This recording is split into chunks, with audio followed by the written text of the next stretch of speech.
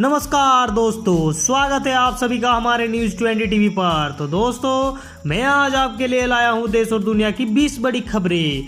तो आपको एक एक करके सभी खबरें विस्तार से बताई जाएगी, तो वीडियो को अंत तक देखना ना भूले। तो चलिए शुरुआत करते हैं आज की पहली खबर के साथ। दोस्तों, आज की पहली खबर चाइना इंडिया की है। दोस्तों, मोदी के चीन को कड़ा संदेश देने वाले बयान का यूएनएससी ने स्वीकारा। समुद्री सुरक्षा पर बढ़ेगी ड्रैगन की टेंशन। आपको बता चलो कि दोस्तों, प्रधानमंत्री नरेंद्र मोदी की अगुवाई में हुए संयुक्त राष्ट्र सुरक्षा परिषद की खुली चर्चा के बाद भारत के अध्यक्षीय व्यक्तित्व में चीन को कड़ा संदेश देते हुए स्पष्ट रूप से इस बात की पुष्टि की है। वहीं दूसरी खबर दोस्तों, योगी जी मेरा एनकाउंटर करवा दे। राज्यसभा में ओबीसी बिल पर चर्चा के दौरान संजय सिंह बोले। आपको बताते चलो कि दोस्तों, राज्यसभा में बुधवार को ओबीसी संशोधन बिल पर चर्चा के दौरान आम आदमी पार्टी के सांसद संजय सिंह के भाषण की खूब चर्चा रही। दरअसल संजय सिंह ने इस बिल का समर्थन तो किया, पर पिछड़ों के मुद्दे पर बीजेपी को जमकर घेरा है। उन्होंने आरोप लगाया कि आगामी विधानसभा चुनाव की वजह से बीजेपी ये ढोंग कर रही है। इस दौरान उन्होंने यूपी की योगी सरकार का जमकर निशाना साधा। संजय सिंह ने कहा कि योगी सरकार में पिछड़ों के मिलने वाले हजारों पदों पर खाली है। आप सांसद ने आरोप लगाते हुए कहा कि यूपी में उन पर 15वां मुकदमा दायर कर दिया गया है। वहीं दोस्तों, अतहर खान से तलाक के बाद टीना डाबी ने किया पहला पोस्ट। आपको बता चलो कि दोस्तों, 2015 की यूपीएससी टॉपर आईएएस टीना डाबी का आईएएस पति अतहर खान से तलाक हो गया है। अतहर भी 2015 में यूपीएससी के दूसरे टॉपर थे। दोनों ने पिछले वर्ष नवंबर में आपसी सहमति के बाद आधार पर पारिवारिक अदालत में तलाक की अर्जी दायर की थी। जम्मू कश्मीर से ताल्लुक रखने वाले अतहर खान ने राजस्थान कैडर के अधिकारी टीना डाबी से 2018 में शादी की थी। वही ओलंपिक में भारत की जीत से चिढ़े, अब पाकिस्तान में खेलों पर ध्यान देंगे पीएम इमरान खान।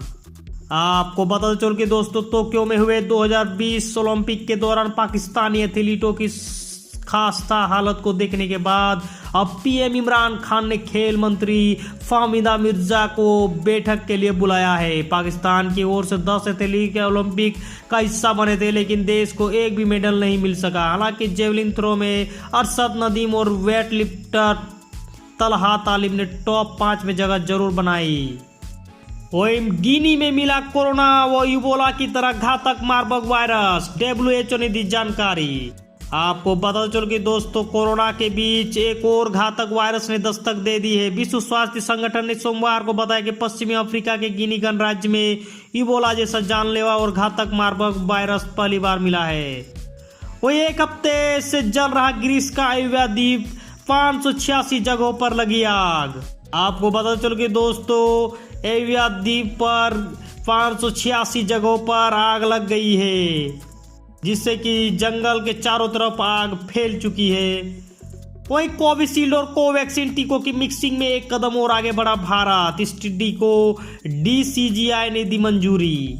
आपको बता चलो कि दोस्तों, कोरोना वायरस के 2 टीकों की मिक्सिंग पर भारत एक कदम और आगे बढ़ गया है। अब drugs controller general of India ने भी कोवैक्सीन और कोविशील्ड वैक्सीन की मिक्सिंग पर स्टडी के लिए अपना मंजूरी दे दी है। यह स्टडी और क्लिनिकल ट्रायल करने की जिम्मेदारी वेल्लोर के क्रिश्चियन मेडिकल कॉलेज को मिली है।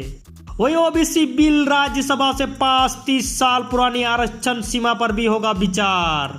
आपको बता दूं, राज्यों और केंद्र शासित प्रदेशों को इन पिछड़ा वर्गों के अपनी सूची बनाने का अधिकार प्रदान करने वाले एक संविधान संशोधन विधेयक को संसद की मंजूरी मिल गई है। आरक्षण की 50% सीमा को समाप्त करने की तमाम दलों की मांग के बीच सरकार ने राज्यसभा में माना कि 30 साल पुरानी आरक्षण संबंधी सीमा के बारे में विचार किया जाना चाहिए। वही दोस्तों, किन्नौर में बड़ा हादसा, लैंडस्लाइड में बस समेत कई गाड़ियां दबी, 45 लोग लापता। आपको बता दूं, भयानक भूस्खलन के बाद करीब 45 लोगों के मलबे में दबे होने की आशंका है, जो हिमाचल रोडवेज की बस में सवार थे। प्रशासनिक जानकारी के अनुसार बस के ड्राइवर ने हादसे के बाद घटना स्थल से जानकारी दी।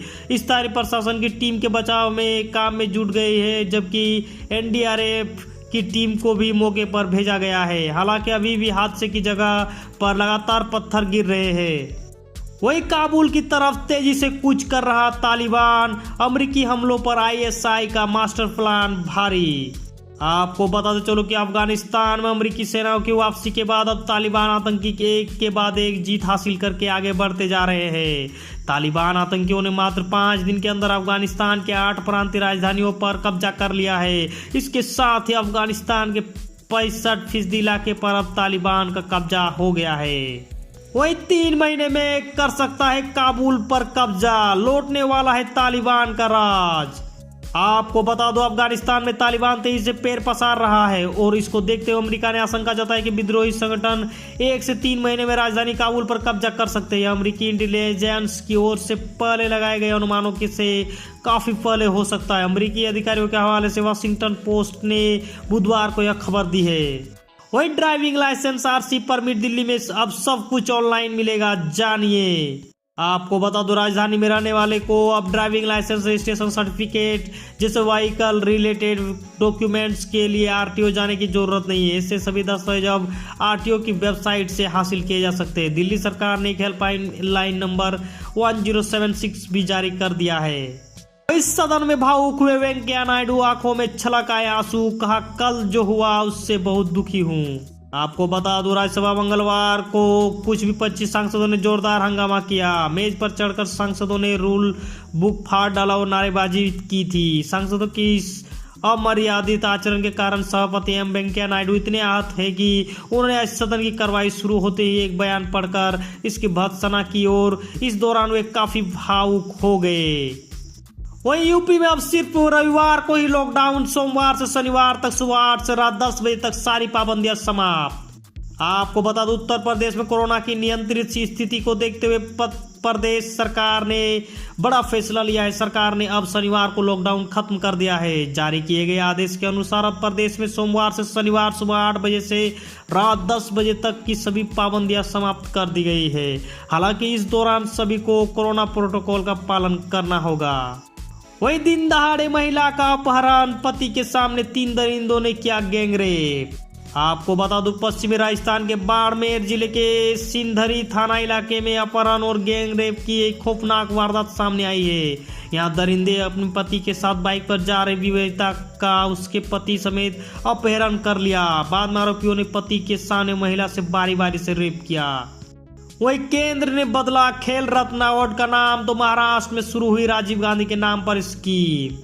आपको बता दो पूर्व प्रधानमंत्री राजीव गांधी का नाम देश के शीर्ष खेल पुरस्कार खेल रत्न से हटाए जाने के कुछ दिनों बाद ही महाराष्ट्र सरकार ने उनके नाम पर एक अवार्ड शुरू करने का फैसला लिया है।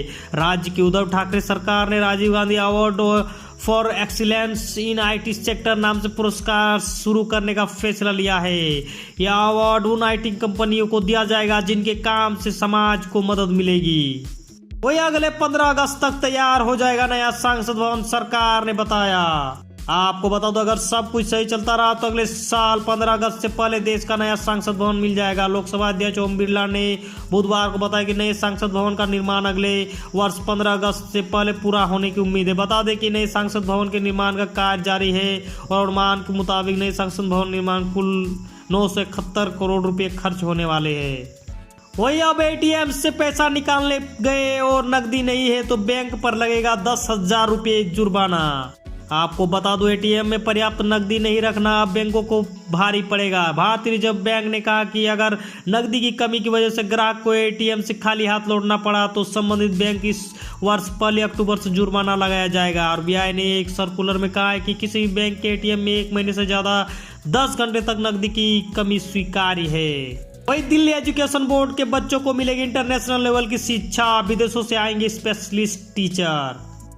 आपको बता दो दिल्ली एजुकेशन बोर्ड के तहत आने वाले स्कूलों के बच्चों को अब अंतर्राष्ट्रीय स्तर की शिक्षा मिलेगी। सीएम केजरीवाल ने कहा कि ये दिल्ली के लोगों के लिए ऐतिहासिक दिन है। अब दिल्ली के बच्चों की शिक्षा अंतर्राष्ट्रीय स्तर की होगी। सीएम केजरीवाल ने कहा कि कुछ महीने पहले हमने दिल्ली का अपना शिक्षा बोर्ड बनाया था। तब सभी लोग था कि जैसे हर प्रदेश का अपना एक एजुकेशन बोर्ड होता है दिल्ली का भी वैसा ही होगा, लेकिन ऐसा नहीं हुआ। वही ममता बनर्जी के भतीजे अभिषेक पर त्रिपुरा में एफआईआर दर्ज, पुलिस को ड्यूटी में बाधा पहुंचाने का है आरोप। आपको बता दो पश्चिम बंगाल के बाद अब पूर्वोत्तर का राज्य त्रिपुरा तृणमूल कांग्रेस और बीजेपी का नया कुरुक्षेत्र बनता जा रहा है। बंगाल में विधानसभा चुनाव से पहले और बाद में कुछ हुआ वही सब पूर्वोत्तर राज्य त्रिपुरा में दोहराया जा रहा है। हमले को लेकर जारी आरोप प्रत्यारोप के बीच त्रिपुरा पुलिस ने तृणमूल कांग्रेस यानी टीएमसी सांसदों अभिषेक बनर्जी, डोला सेन और पार्टी के अन्य शीर्ष नेताओं के खिलाफ पुलिसकर्मियों को उनकी ड्यूटी में बाधा डालने के लिए प्राथमिकी दर्ज की है। दोस्तों आज के लिए बस इतना ही। दोस्तों अगर हमारी वीडियो आपको पसंद आए तो वीडियो को लाइक करें, शेयर करें और सब्सक्राइब करें दोस्तों। और इस तरह का डेली न्यूज अपडेट पाने के लिए बेल आइकन को दबाना ना भूलें। नमस्कार, आदाब, सत श्री अकाल, जय हिंद, जय भारत।